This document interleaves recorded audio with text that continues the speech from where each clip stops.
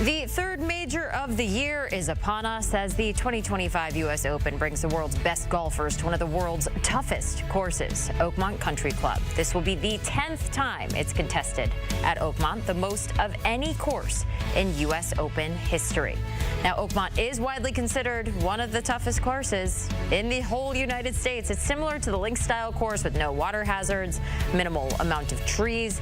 The course features 175 bunkers, estimated 5+ inch rough and fast greens. The course also features the longest par 3 and longest par 5 in U.S. Open history. Taking a look at some of these tee times, we've got defending champ DeChambeau teeing off at 7:29 a.m. Eastern alongside Xander Schauffele. Now, Scotty Scheffler coming off a victory at the PGA Championship. He will tee off at 1:25 p.m. Eastern along with Colin Morikawa and Victor Hovland. Rory McIlroy, he won the Masters earlier this year, teeing off at 7:40 a.m. Eastern. Shane Lowry and Justin Rose beside him.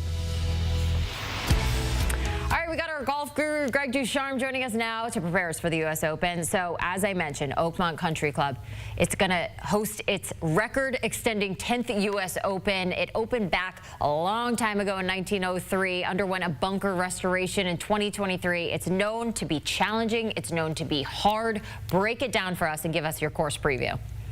And that is the whole point, Jenny. When you look at a U.S. Open, it's designed, the idea of the U.S. Open is to test the players in every single area of their game. You'll be tested off the tee, both distance and accuracy, tested into these rather large greens. They're 8,500 square feet, some of the largest greens we'll see on the PGA Tour all year. But even though they're really big in square footage, they're really small in playable area, and that's because there's so much slope. If you're coming from the rough, now you have a short game that really gets tested because that short game may get extended out to 60, 70, 80 yards where you have to get up and down for par from those areas. So Oakmont is ideally, it is the ideal test for a U.S. Open. One of my favorite parts about it, Jenny, is it doesn't just do it with length. You think about this golf course, it's known for being long and very challenging, but there are 4 par 4s that are under 400 yards, and they are still very difficult holes. You have to think your way around. You have to have control over your golf ball from tee to green, and the challenge doesn't stop there because once you get on the green, like you mentioned already, the greens are extremely fast. Yeah, let's talk a little bit more about them. They're known for being incredibly fast. It's really precise putting when you think about it. Walk us through just how you can go about just finding success on those greens. Yeah, these greens, Jenny, are going to be rolling at about 14.5 on the stimp meter. So what we've done here in the studio is created a downhill putt. Now, this mat is about a 12 on the stimp meter typically. But because that we've created so much downhill pitch, there's really just nothing to stop it. I just give that ball a little tap. You can see how fast it's rolling. And that one wasn't supposed to go into the hole, but I guess that's my good luck charm. So the challenge when you're on greens that are this quick is you have to hit them so soft that every little bump, every little imperfection really affects the golf ball. I mean, sometimes it feels like the dimples on the golf ball make it so it can't roll straight. So what you have to do in these situations, and what the players will face this week, is you have to hit, instead of hitting a 12-foot putt like this softly, you have to hit a 2-foot putt really solidly. So all I'm going to do is change my target. Instead of aiming somewhere around the hole, I'm going to aim at this hole that we have covered up here, and I'm going to aim just about on the right edge. So I'm going to hit this putt. I'm going to move the hole in my mind up to just 2 feet away from me. And now every look that I take from this point on, once I get myself aimed, which I am about there, now every look is just right to this spot, just 2 feet in front of me and somewhere right around the right edge. And now I'm going to set in. I'm going to look at that spot. I got it locked in right there. There it is, just 2 feet away. A really solid 2-foot putt, and watch this thing roll. It's going a little fast, and well, there you go, just like that. That's how it has to work at the U.S. Open, and if you do that, Oakmont's really not that hard. Oh, yeah, not hard at all. I thought you might miss the second putt there and just, your casual first putt that you just tapped it in accidentally. I feel like that's just the way that it goes in golf. Very impressive. I learned a lot from this one. Greg Ducharme with the latest, getting us ready for the U.S. Open. How to handle those tough greens there. Looking at the highest winning score at the past 50 U.S. Opens. We mentioned how difficult it is. So the highest score, it was achieved by Tommy Armour in 1927. 301, that's plus 13. He won after playing against Harry Cooper, who also finished at plus 13. Taking a look at more recent days, Angel Cabrera, plus 5, Oakmont back in 2007. Patrick McDonald and Shane Bacon joining us now. More U.S. Open chatter coming your way, and we got to talk about Scottie Scheffler, who has the shortest odds to win any major since Tiger Woods in 2009. He's looking to become the third active player with 3 legs of a career Grand Slam. Now, Patrick, can he secure his 4th career major win this weekend? I think he can if he puts anything like Greg just That was did, impressive, right? Like, geez Louise, talk about showing off, that Mr. Ducharme. Come on. But you think about Scottie Scheffler and what Oakmont is going to ask these players. It's going to ask them every single question in the bag. Like Greg mentioned, long and straight off the tee. Can you control your iron play into these large greens but small landing areas? And the variables that this golf course is going to present, I don't want to say they're similar to Augusta National, but there are some like qualities where you're never really going to have an even lie on the fairway. There's going to be wind whipping around. The wind's blowing today. It almost feels Lynx-like out here at Oakmont. And when I think about that, I think about the best iron player in the world, and it is by far Scottie Scheffler. And then you add in all the other areas of his game. He's great off the tee. He's great around the green, and he is so much improved on the greens. He ranks inside the top 25 in every single strokes gain category. He's the only player to do that. He's been the best player in the world these past 3 years, but I think for the first time in his career, he's the most well-rounded, and that is required at a U.S. Open. So I think Scheffler has a great chance to potentially win this week and bring the career Grand Slam to Royal Portrush. Yeah, I mean, I think about, Scottie Scheffler, and I think a lot about Steph Curry, and if they just kept extending the three-point line, and you're like, well, that helps Steph Curry out. He can shoot from further away. He's better at that than everybody else in the world. The tougher the golf course, the questions that Oakmont asks, I mean, they all kind of fit into who Scottie Scheffler is as a player. And, I mean, you heard Patrick mention Augusta National in terms of these greens. When you look back at the past champions in and around Oakmont, I mean, you're looking at Cabrera, a winner at Augusta National. Dustin Johnson, a winner at Augusta National. Jack Nicklaus, a winner at Augusta. Johnny Miller played so well so many times at Augusta. I mean, Scottie Scheffler's been the best player at the Masters the last 4 years, and obviously he's coming in, with his game in the right place. I mean, I think in the past couple of seasons, Scottie hasn't been kind of peaking at this time in the schedule. This year, maybe because of the injury earlier to the season, he's peaking a little later, and I think that's so helpful for him because obviously it kind of runs in to that really, really busy major schedule where you go PGA, U.S. Open into the Open Championship. He's looking to become the first player since Jordan Spieth to win consecutive majors. Up next, we got Bryson DeChambeau, won the 2024 U.S. Open at Pinehurst by just 1 stroke over Rory McIlroy. We'll get to Rory in a second. But Patrick, how do you expect DeChambeau to defend his U.S. title? I expect him to fare well. Shane and I were talking about it yesterday, how Bryson has kind of transformed into the modern U.S. Open player. He comes in with a new set of irons. He comes in with a new driver head. We mentioned how if Bryson DeChambeau wasn't changing things in his golf bag, that was really a recession indicator. But he's changing everything. He's trying to turn over every stone, pick up any advantage that he can. I think my question with Bryson is Oakmont requires a hair of creativity, I believe. He's not the best links golf player. That is a tournament, the Open Championship, that kind of has eluded him so far, a puzzle he has not figured out. And when Augusta National has gotten firm and fast, I know he's figured it out the last few years, he has struggled over the weekend there. So I think with the rain in the forecast and just being a U.S. Open in general and how far Bryson hits it, his floor is so high. But I think the creativity needed around this place could pull him back ever so slightly. Yeah, and I just go to Bryson and his strength, the distance off the tee, and the fact that this golf course is going to be wet and saturated. The rough is so thick. I mean, all that plays into the hands of Bryson DeChambeau. I mean, this guy is already becoming one of the best U.S. Open golfers of all time. He has an opportunity to win his third. I mean, that matches the names of Tiger Woods and Hale Irwin, and you think about the players that have won 4 U.S. Opens in their careers. One of those players, a modern player in Jack Nicklaus, and you think about the places he's won. Winged foot, you got to hit driver all over the place, really thick rough, and then you go to Pinehurst, not anything like Winged foot, and he gets it done there. Oakmont, I think, is a golf course that he's played well at before. If you remember, he played well in 2016, had a real chance through a couple of rounds to win that week, and he was just turning professional. I think Bryson looks at a golf course like this and says, how do I not win? Much like Scotty Scheffler at most golf courses. I'd be shocked if Bryson and Scotty aren't there in the top 5 come Sunday. That's what I like to hear. We talked about Rory losing by 1 stroke to DeChambeau last year, so I want to follow up about Rory. 6 straight U.S. Open top 10s, including back-to-back runner-ups. Shane, he's looking for redemption here. Do you think he's going to find it?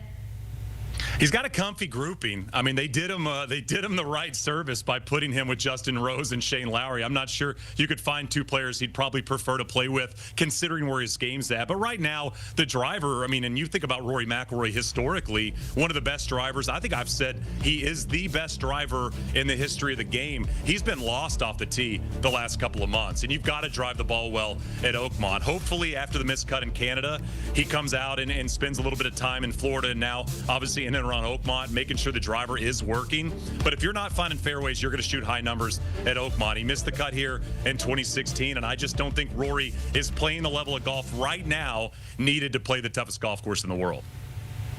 Shane, let me squash those concerns for you. So Rory, after the non-conforming driver at the PGA decided to put in the newest tailor-made model, the QI35, he has gone back to the same specs that he won the Masters with. Obviously not the same driver head, but the same style, the same specs. So that should hopefully squash those concerns of you. He played that practice round with Shane Lowry early this morning, was having the ball on a string. And I think Rory McIlroy, what's different about maybe in the past this year is how well-rounded he is. We thought about Rory McIlroy before this string of top 10 finishes in the U.S. Open as almost a one-trick pony, right? A guy who hit it really far off the tee. He could only win on soft golf courses. He took that to heart. He took that a bit personally. So I'm not sure if Rory is necessarily going to contend this week, but I would be pretty surprised if he doesn't finish at least on the 2nd or 3rd page of the leaderboard, just given how well-rounded the nature of his game is right now.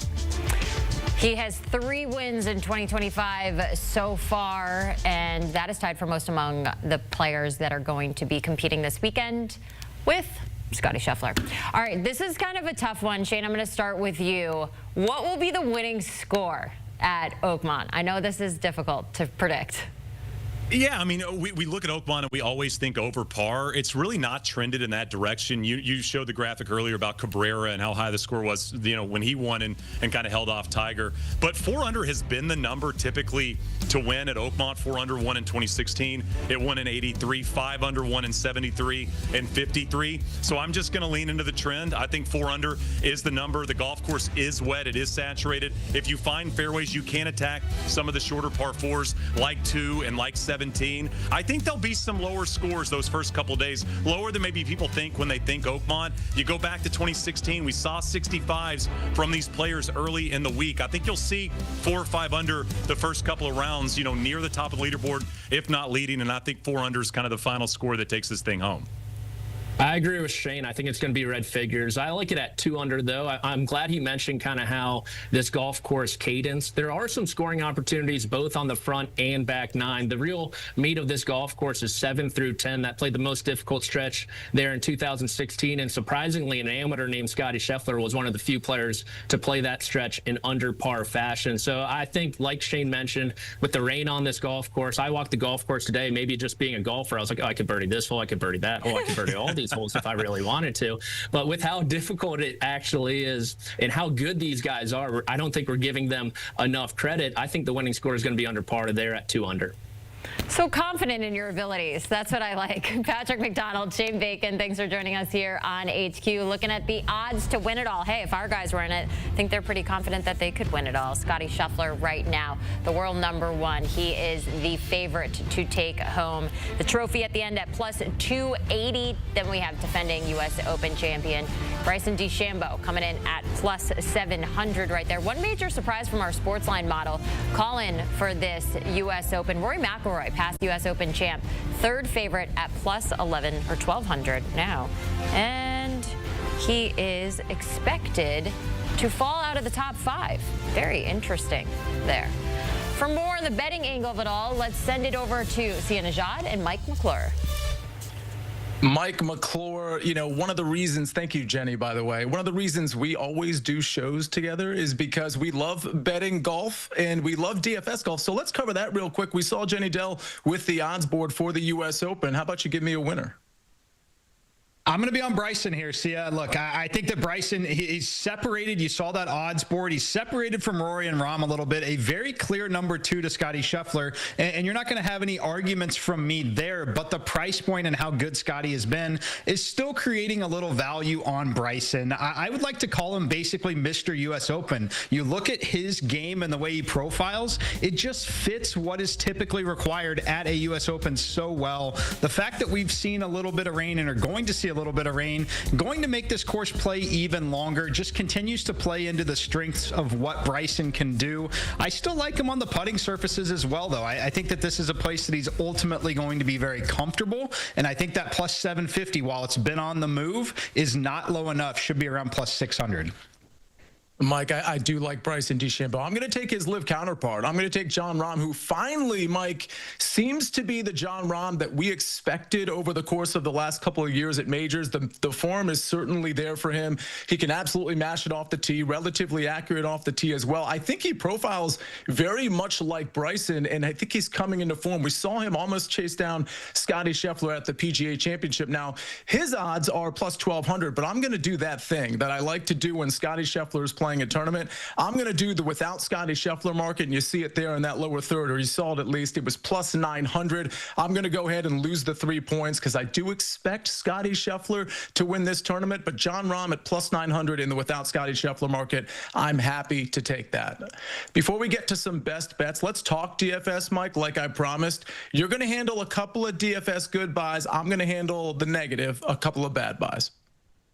How about the guy you just talked about, Jon Rahm? While I like him outright and I like him in betting markets, I absolutely love him in DFS, where you simply don't have to be perfect. You don't need him to win the tournament. If he has a top 5 to 10 finish here, he is going to be relevant in DFS lineups. You're talking about a pretty significant price difference and discount from guys like Scotty Scheffler and Bryson. And then how about Shane Lowry? Shane Lowry, pretty good overall last week at the RBC Canadian. I like him in difficult tests of golf. One where we think that the winning score could be even par or maybe as low as 4 or 5 under. The fact that you don't need Shane Lowry to go out there and shoot 12, 13 under for the weekend to go win, that's appealing to me. I love his approach play. I love the way he's able to avoid double bogeys, which will be critical here at Oakmont. Give me Shane Lowry and Jon Rahm as good buys. I absolutely co-sign both of those good buys. On to the negative, on to the DFS bad buys. I mean, I'll just say it right off the bat. It's Rory McIlroy and it's Brooks Koepka. It's for slightly different reasons. I mean, I think the idea that Rory McIlroy can bounce back here at the U.S. Open after a few tournaments where he's just not been the same, or really since the Masters, I think that is, I don't think it's likely, but I certainly think it's plausible. But when you look at Rory's price relative to some of the other guys in this tournament that we love, like a Bryson, like a Scotty Scheffler, like a Jon Rahm, I just don't see the need to play Rory McIlroy. And if the answer is, well, I'm going to play him because he's not going to be owned very much, and the game theory says play Rory McIlroy, I think the name recognition is still going to get him some ownership. And frankly, if you want to be different in this tournament, or at least for the U.S. Open from a DFS standpoint, standpoint, there are so many ways to be different. Mike and I, with Rick Gaiman, covered that on the early wedge last night. As far as Brooks Koepka, I mean, there's, again, no reason to go there. Yes, he will be low-owned, but there's plenty of guys that are low-owned in Brooks Koepka's range. His form is not good. Can he do it for a round? Yeah, I think he possibly can do it for a round. Can he do it for 4 rounds? I really don't think so. Whether he makes the cut is an open question, but I think there's so many guys in his range, including the Shane Lowrys of the world. They're going to have a much better tournament than Brooks Koepka. All right, we transition to our U.S. Open best bets. Let's take one from you, Mike. It's the top 30 market, right? Top 30, including ties as well. See, it's going to be Patrick Cantlay, top 30, minus 120. I think this is a good setup for Patrick Cantlay. Similar to some of the other players, I want to back Patrick Cantlay when I know that the winning score overall is going to be close to that even par range. His ability to simply avoid double bogeys is something that's appealing to me. I love the way he plays off the tee. I love the approach. I just think that he's probably closer to a top 5 to 10 golfer in this field than where he's priced in these markets. So basically looking at a made cut, you're very, very likely to get a top 30 finish out of Patrick Cantlay here. I'll play it at minus 120.